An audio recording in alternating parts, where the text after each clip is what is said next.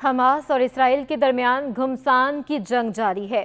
Hamas نے اپنے حملوں سے اسرائیل کو ناکو چنے چبوا دیے۔ اس ویڈیو میں ہم آپ کو حماس کے ان اہم رہنماؤں کے بارے میں بتانے والے ہیں جنہوں نے اسرائیل کو گھٹنے ٹیکنے پر مجبور کر دیا ہے۔ سب سے پہلے بات کرتے ہیں محمد ضعیف کی۔ محمد ضعیف غزہ کی پٹی کے علاقے خان یونس کے ایک پناہ گزین کیمپ میں سن 1965 میں اس وقت پیدا ہوئے جب یہ علاقہ مصر کے زیر تسلط تھا۔ حماس کی تنظیم جب 1980 میں قائم ہوئی، اس وقت محمد ضعیف نوجوان تھے۔ اسرائیل کے خلاف مسلح مزاحمت کا عزم رکھنے والے محمد ضعیف نے جلد ہی حماس کے عسکری ونگ عزیز الدین القسام برگیڈ میں اہمیت اختیار کر لی۔ 1989 میں گرفتاری کے بعد انہوں نے 16 ماہ قید میں گزارے۔ قید کے دوران ہی انہوں نے حماس کا الگ عسکری ونگ القسام برگیڈ قائم کرنے کے بارے میں سوچا اور رہائی کے بعد اسے عملی جامہ پہنایا۔ وہ القسام برگیڈ کے بانیوں میں سے ایک تھے۔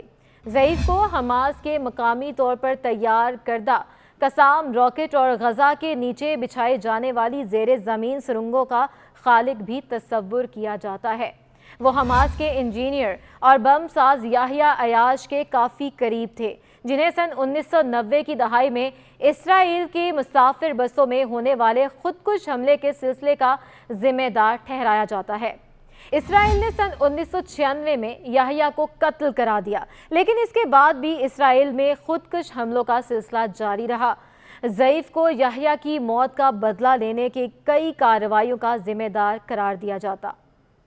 سن 2000 میں انہیں گرفتار کر لیا گیا تھا، تاہم وہ فرار ہونے میں کامیاب ہوئے۔ 2002 میں حماس کے بانیوں میں شامل صلاح شہادت کی شہادت کے بعد انہوں نے حماس کے عسکری بازو کی قیادت سنبھال لی۔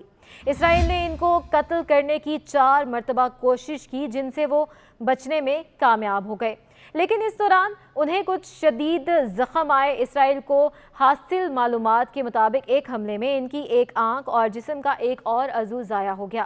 محمد ضعیف پر ایک اور قاتلانہ حملہ سن 2014 میں غزہ پر اسرائیل کی کارروائی کے دوران ہوا، جب غزہ کے محلے شیخ رضوان میں محمد ضعیف کے گھر کو نشانہ بنایا گیا، جس میں ان کی بیوی اور ان کا شیرخوار بیٹا علی زندگی کی بازی ہار گئے۔ اسرائیل کا خیال تھا کہ اس نے محمد ضعیف کو بھی ہلاک کر دیا ہے، لیکن وہ اس وقت گھر پر موجود نہیں تھے۔ ان ناکام قاتلانہ حملوں سے ان کی ساکھ اور بہتر ہو گئی اور اپنے دشمنوں میں ان کو 9 زندگیوں والی بلی کی شہرت حاصل ہو گئی۔ ان کو ضعیف کا نام، جس کا مطلب مہمان ہے، بھی اس لیے دیا گیا کیونکہ وہ اسرائیلی کارروائیوں سے بچنے کے لیے کسی ایک مقام پر ایک رات سے زیادہ نہیں رکتے۔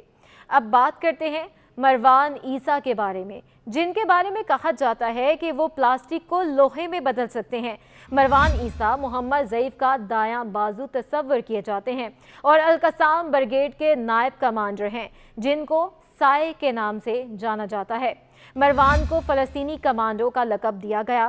1987 میں حماس میں شمولیت کے بعد ان کو اسرائیلی فوج نے گرفتار کر لیا تھا اور وہ 5 سال تک قید رہے۔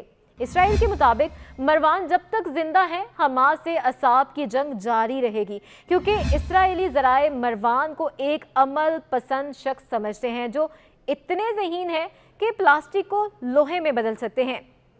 1997 میں انہیں فلسطینی اتھارٹی نے گرفتار کر لیا اور وہ سن 2000 میں الاقصی انتفاضہ کے بعد رہا ہوئے۔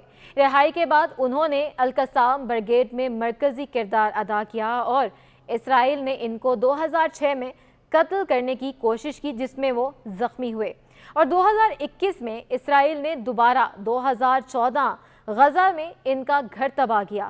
2011 سے پہلے ان کی شناخت بھی ممکن نہیں تھی، تاہم جب ایک اسرائیلی فوج کی رہائی کے بدلے رہا ہونے والے فلسطینی قیدیوں کے لیے ایک تقریب منعقد ہوئی تو اس میں مروان ایک گروپ فوٹو میں نظر آئے۔ اب بات کرتے ہیں یحییٰ ابراہیم السوار کی۔ یحییٰ ابراہیم 1962 میں پیدا ہوئے اور وہ غزہ کی پٹی میں حماس کے سیاسی بیورو کے سربراہ ہیں۔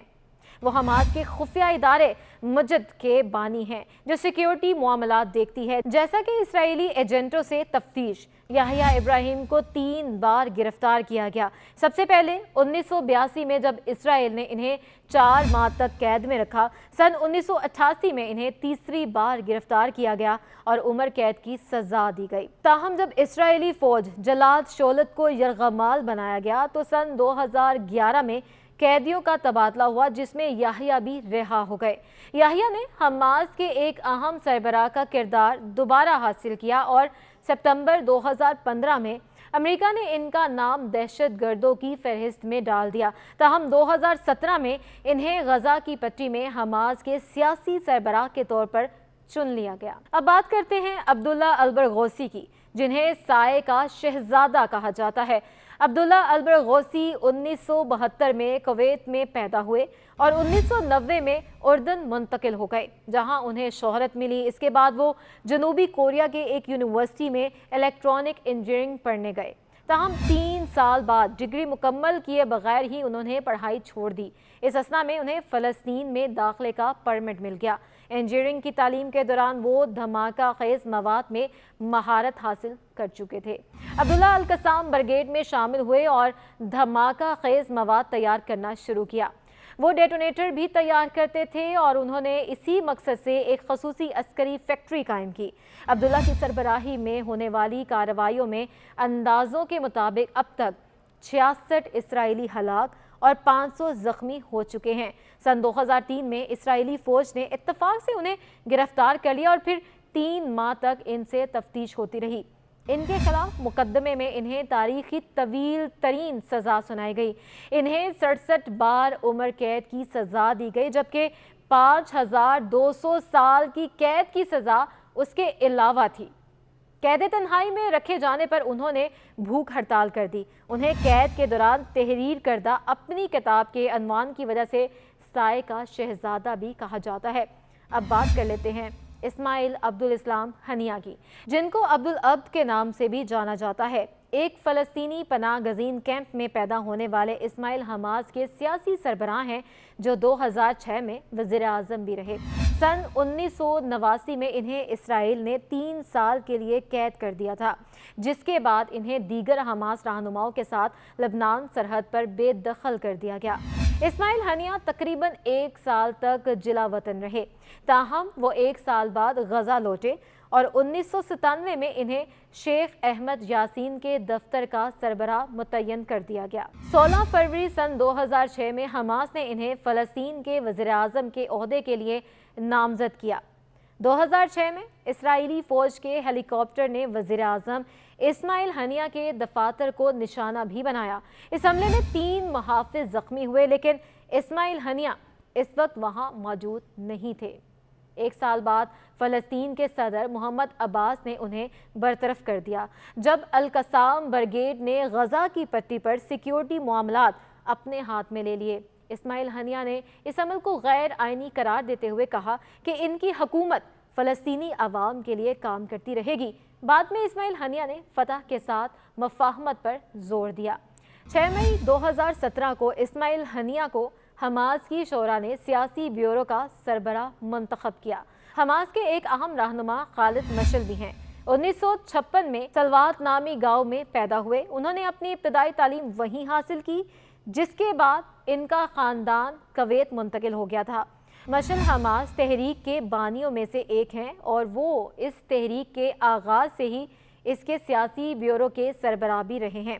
वो 1996 से 2017 तक तहरीक के सियासी ब्यूरो के सदर भी रहे हैं। इसराइली वज़ीर आज़म बेंयामिन नेतन्याहू की जानिब से बराह रास्त अहकामात पर मिशेल को निशाना बनाया था।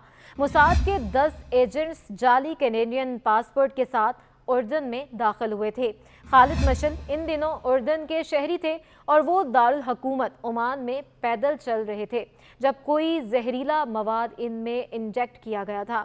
उर्दन में हुकाम को इस मंसूबे का इल्म हो गया था और उन्होंने मोसाद के इन अराकीन को गिरफ्तार कर लिया था। उस वक्त के उर्दन के बादशाह हुसैन बिन तलाल ने इसराइली वज़ीर आज़म से इस जहरीले मवाद का तरियाक देने का कहा, नेतन्याहू ने आगाज में तो इनकी ये बात दरख्वास्त नहीं मानी, लेकिन आप इस मामले में सदर बिल क्लिंटन की मदाखलत और अमेरिकी दबाव के बायस नेतन्याहू या तिरयाक फ्राहम करने पर मजबूर हो गए।